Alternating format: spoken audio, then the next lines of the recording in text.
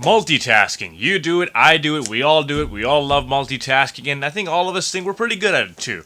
Well, today I want to find out, is multitasking really the most efficient way of doing something? If you've ever looked into the subject, you'll find a lot of people saying you should do one thing at a time and you're going to be more effective at doing it.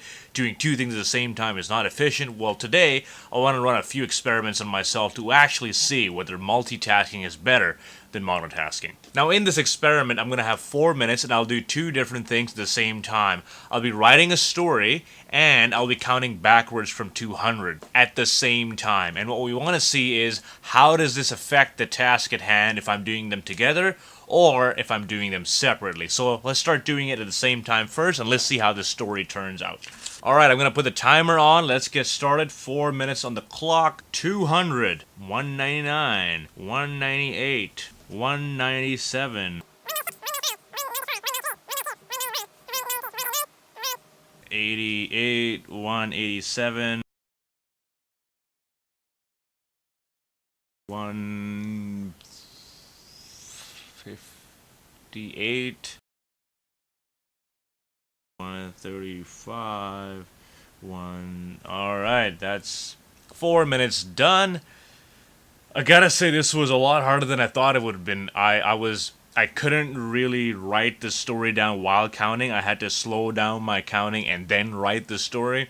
And I felt like I didn't really know what I was writing because I was always in another world focusing on something else.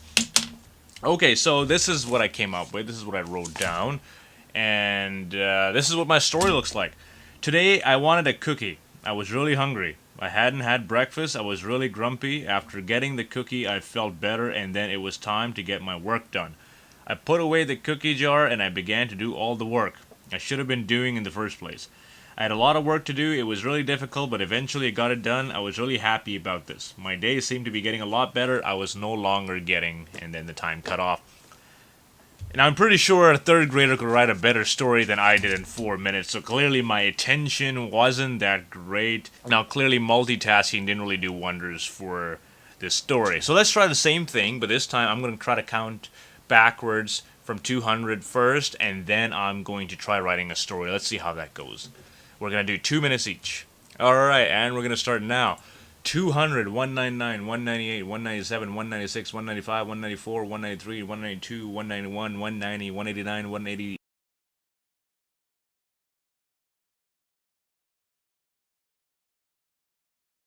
21, 20, 19, 18, 17, 16, 15, 14, 12, 11, 10, 9, 8, 7, 6, 5, 4, 3, 2, 1. 3 seconds to spare. We finished the whole count under about 1 minute and 57 seconds. Okay, now let's see what my story looks like. We're going to put 2 minutes on the clock, and we're going to do another story. And again, I don't have any material plan for this. We're just going to try it out raw and see how it goes. So 3, 2, 1, let's go.